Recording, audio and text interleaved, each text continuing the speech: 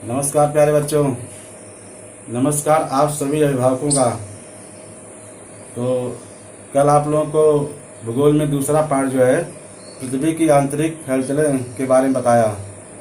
तो कल जो आप लोग पढ़ाया मैं वह घर काम आप लोग पूरा कीजिए और शुक्रवार को अवश्य दिखाइए आप लोग अपने ग्रुप पर डालिए। तो कल हम लोग क्या पढ़े थे? मंद भू हलचल, प्राकृतिक आपदाएं। मंद भू हलचल में क्या होता है?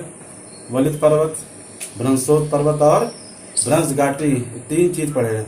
आज हम लोग पढ़ेंगे द्रुत गति हलचलें। क्या पढ़ेंगे? द्रुत भू हलचलें। द्रुत भू हलचलें। द्रुत भू हलचलों का परिणाम भूकंप और ज्वालामुखी के निर्माण के रूप में दिखाई देता है। द्रुत भू हलचल, द्रुत माने क्या होता है? तेज। क्या होता है? तेज। जब तेज हलचल होती पृथ्वी के अंदर तो उसके क्या परिणाम होते हैं? भूकंप और ज्वालामुखी। ये आंतरिक जो है क्रियाएं हैं, पृथ्वी के अंदर जो तरंगे उठती है उसके कारण होता है। सबसे पहले जानते हैं भूकंप क्या है। भू का अर्थ है जमीन और कंप का अर्थ है कंपन। भूपृष्ठ के नीचे होने वाले हलचलों के कारण भूपटल में भारी दबाव का निर्माण होता है।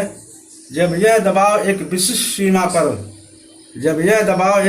सीमा पार कर लेता है तब वहाँ की ऊर्जा का उत्सर्जन होता है और ऊर्जा की तरंगे अथवा लहरें उत्पन्न होती हैं। इसके कारण भूपृष्ठ में कंपन होता है। इसे भूकंप कहते हैं। भूकंप की तीव्रता भूकंप मापक यंत्र द्वारा रिक्टर इकाई में मापी जाती है। भू का अर्थ जमीन, कंप का अर्थ क्या होता है? कंपन। जब पृथ्वी पर कंपन होता है तो उसको क्या कहते हैं? भूकंप।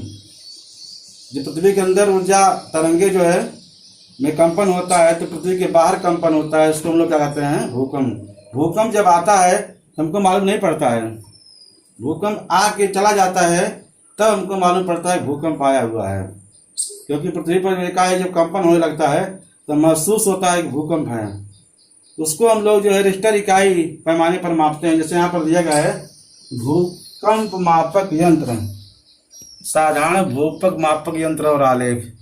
अब देखिए जो फिगर है, ये जो स्प्रिंग यहाँ पर लगी हुई है, स्प्रिंग में कंपन होता है, ये नापती है। ये पृथ्वी का ऊपरी हिस्सा है, ये पृथ्वी का निचला हिस्सा है जहाँ पर ऊर्जा तरंगे निर्मित होती हैं। जब ऊर्जा तरंगे एक स्थान दूसरे स्थान पर चलती है इसमें तरंगे उत्पन्न होती है और इन तरंगों के कारण जो है पृथ्वी के ऊपर क्या होता है? कंपन होने लगता है, जिसको हम लोग भूकंप कहते हैं। क्या कहते हैं? भूकंप कहते हैं। प्राकृतिक प्रक्रिया है। भूकंप क्या है? प्राकृतिक क्रिया है। ज्वालामुखी क्या है? प्राकृतिक क्रिया है। भूकंप कब आया आज तक कोई नहीं जान पाया। विश्व के सारे वैज्ञानिक ये प्रयास कर रहे हैं इसको जानने के लिए, लेकिन जान नहीं पाते भूकंप कब आने वाला है। भूकंप जब आता है तो हम लोग जो है भूकंप मापक यंत्र से मालूम पड़ता है कि भूकंप आया हुआ है। आगे क्या देखते हैं?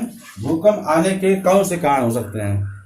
भूकंप के आने के निम्न कारण हैं। पहला है भूपृष्ठ के निचले भाग में निर्मित होने वाला तनाव। दूसरा है भूपट्टिका का सरकना। तीसरा है भूपट्टिकाओं का एक दूसरे से टकराना। चौथा है भूपट्टिकाओं का एक दूसरे के ऊपर अथवा नीचे आना। पांचवा है भूपृष्ठ के आंतरिक भागों में तनाव निर्मित होना। छठवां है ज्वालामुखी का विस्फोट होना। ये 6 कारण हैं। कितने कारण हैं? कुल 6 कारण हैं जिससे भूकंप होता है। ज्वालामुखी का जब विस्फोट होता है पृथ्वी के अंदर से, जब धक्का लगता है तो उसमें पृथ्वी के ऊपर क्या होता है? कंपन। इसके कारण भी कंपन होता है। पृथ्वी के अंदर जब चट्टानों में तनाव होता है, यह चट्टानें एक चट्टानों के दूसरे चट्टानों की विपरीत दिशा में टकराती हैं आपस में, एक के बाद एक जब उसके ऊपर जाती हैं तो पृथ्वी पर क्या होता है? कंपन होता है, जिसको हम लोग क्या कहते हैं? भूकंप। भूकंप आने के यही कारण हैं, 6 कारण। एक बार फिर आप देखिए। पहला है भूपृष्ठ के निचले भाग में निर्मित होने वाला तनाव। दूसरा है भूपट्टिका का सरकना। तीसरा है भूपट्टिकाओं का एक दूसरे से टकराना।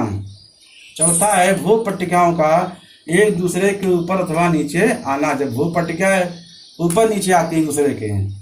पांचवा है भूपृष्ठ के आंतरिक भाग में तनाव निर्मित होना। छठवां है ज्वालामुखी का विस्फोट होना। ये 6 रीजन है, 6 कारण हैं जिससे भूकंप पृथ्वी पर आता है। कितने कारण हैं? 6, जिससे भूकंप आता है कहाँ पर? पृथ्वी पर है। आगे हम लोग क्या देखते हैं?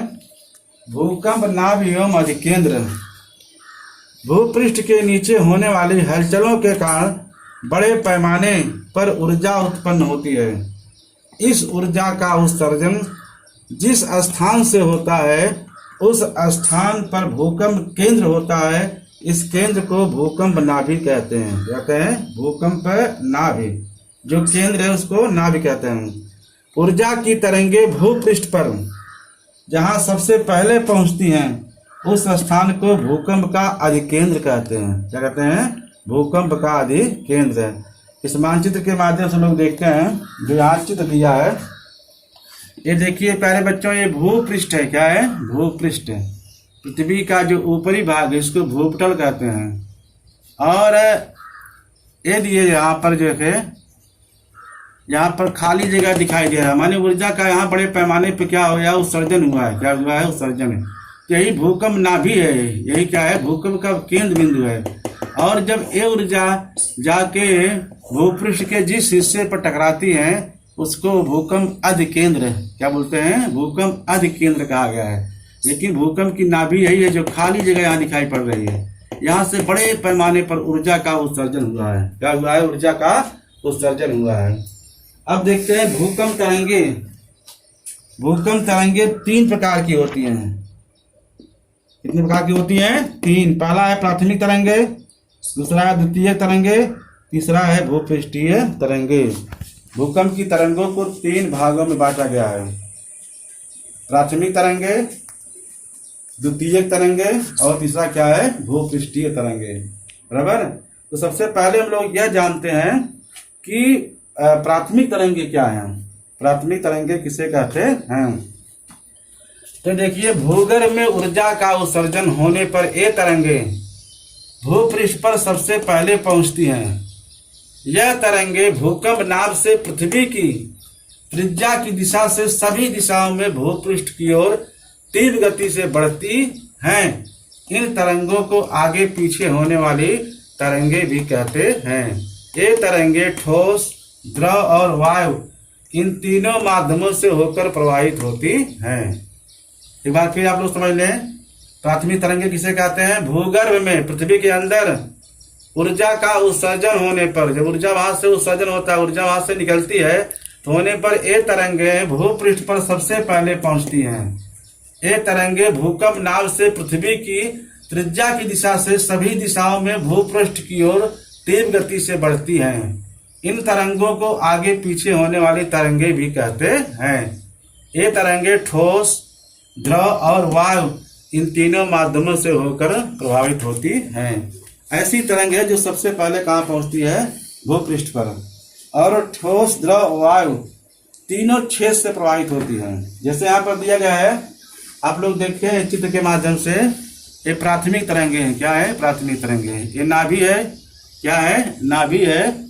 और यहाँ से देखिए 1, 2, 3, 4, ये चारों तरफ जो है निकल रही हैं। चारों तरफ यहाँ से फैल रही है। पृथ्वी की जो त्रिज्या है उसके चारों तरफ जो है फैलती है। और जो सबसे पहले पहुंचती है कहाँ पर? भूपृष्ठ पर। इसके लिए इनको जो है प्राथमिक तरंगे कहते हैं। क्या कहते हैं? प्राथमिक तरंगे कहते हैं। दूसरा क्या है? द्वितीयक तरंगे। क्या है? द्वितीयक तरंगे। प्राथमिक तरंगों के बाद भूपृष्ठ पर पहुंचने वाली तरंगों को द्वितीयक तरंगे कहते हैं। ये तरंगे नाभि केंद्र से सभी दिशाओं में फैलती हैं। इन तरंगों को गति प्राथमिक तरंगों की गति से कम होती है। ये तरंगे केवल ठोस पदार्थों में से होकर प्रवाहित होती हैं।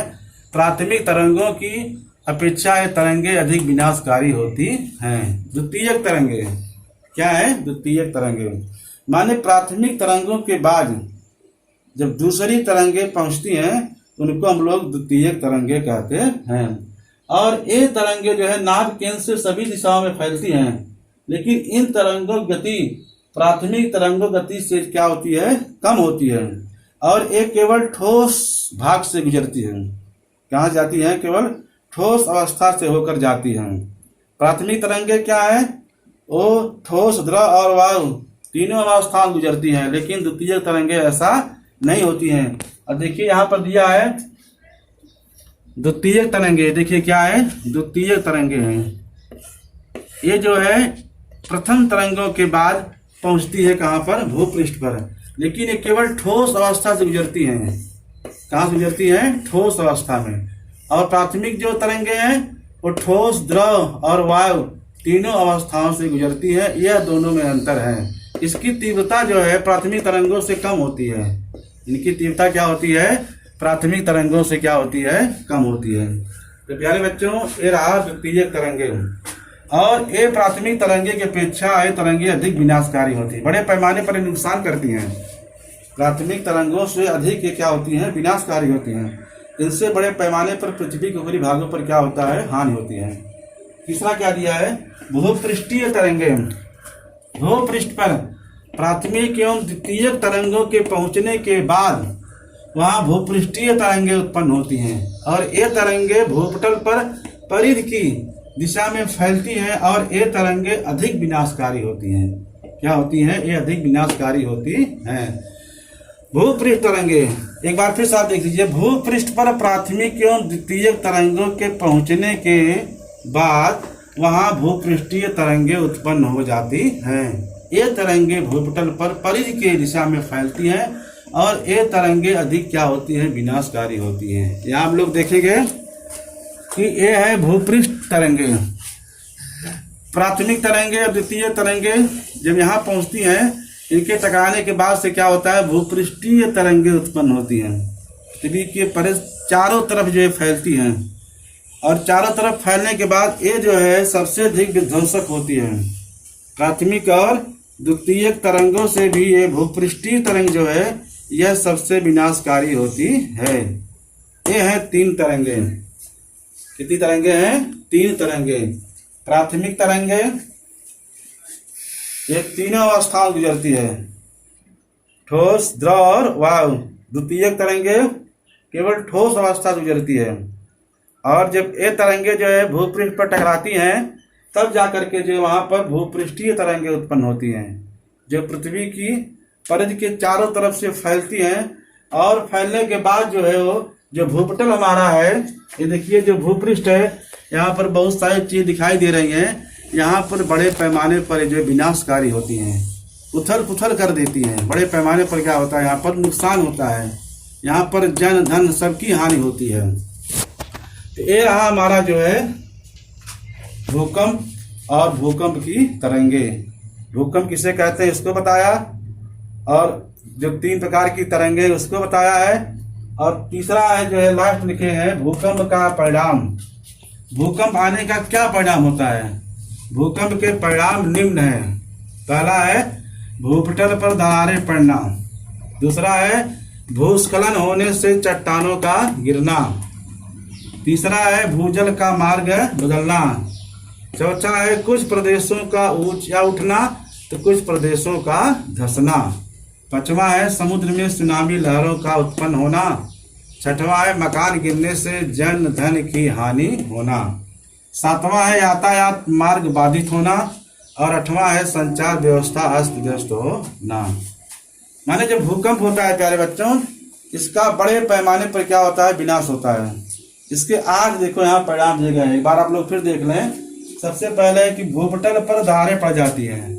भूपटल पर दरारें पड़ना, भूस्खलन होने से चट्टानों का गिरना, भूजल का मार्ग बदल जाना, कुछ प्रदेशों का ऊंचा उठना तो कुछ प्रदेशों का नीचे धंसना, समुद्र में सुनामी लहरों का उत्पन्न होना, मकान गिरने से जन धन की हानि होना, यातायात मार्ग बाधित होना, संचार व्यवस्था का अस्त व्यस्त हो जाना। जब भूकंप होता है तो बड़े पैमाने पर जो है यातायात व्यवस्थाएं ठप हो जाती हैं, संचार माध्यम अस्त व्यस्त हो जाते हैं, सड़कों पर दरारें पड़ जाती हैं, नदियों के मार्ग जो है परिवर्तित हो जाते हैं। कहीं कहीं पर जो कुएं में पानी नहीं होता तो वहाँ पानी हो जाता है। बहुत सारे कुएं में पानी होने के बाद भी वो क्या होते हैं, सूख जाते हैं। भूगर्भ जल के अंदर जो पानी प्रवाहित होता है उसके मार्ग क्या कहते हैं, बदल जाते हैं। और समुद्र में सुनामी लहरें उठती हैं। सुनामी लहरें क्या होती है प्यारे बच्चों, जब कभी भूकंप समुद्र के अंदर होता है, कहाँ होता है, समुद्र के अंदर होता है, तो उससे उठने वाली लहरों को सुनामी लहरें कहते हैं। ये सुनामी लहरें बहुत विध्वंसक होती हैं। ये समुद्र के अंदर इनकी जो रफ्तार होती है, अगर 2000 मीटर है, 2000 किलोमीटर है, तो आगे आकर के जो तट पर पहुंचती हैं तो कम से कम 6 से 7 हज़ार की जो है रफ्तार बढ़ जाती है। ये इसकी विशेषता है। तो आपके जो 8 जो है भूकंप का परिणाम है, कितने हैं? 8 हैं। कितने हैं? 8। तो आज आप लोग बताया जो है कि द्रुत भू हलचलें क्या है। द्रुत भू हलचल किसे कहते हैं? भूकंप किसे कहते हैं? भूकंप आने के कारण क्या है? भूकंप नाभि एवं अधिकेंद्र क्या है? भूकंप तरंगे 3 प्रकार की होती हैं, प्राथमिक, द्वितीयक और भूपृष्ठीय तरंगे। प्राथमिक तरंगे किसे कहते हैं? द्वितीयक तरंगे किसे कहते हैं? भूपृष्ठीय तरंगे किसे कहते हैं? और भूकंप का परिणाम क्या है? भूकंप के प्रमुख यहाँ 8 परिणाम दिए गए हैं। भूकंप का परिणाम जो बहुत क्या होता है? विध्वंसक होता है। क्या होता है? विध्वंसक होता है ना। इसके लिए जो है ये भूकंप का परिणाम बहुत ही भयावह होता है, तो हमको हमेशा सावधान रहना चाहिए। आज आप लोगों का जो गृह कार्य दिया जा रहा है इस प्रकार है। पहला है भूकंप किसे कहते हैं। दूसरा है भूकंप आने के प्रमुख कारण को लिखो। तीसरा है भूकंप के परिमाण को लिखो। भूकंप के परिणाम को लिखो। ये 3 गृह कार्य दिए गए हैं। इसके पहले जो आप लोग बताया गया है वो आप सभी लोग जो है घर काम करें।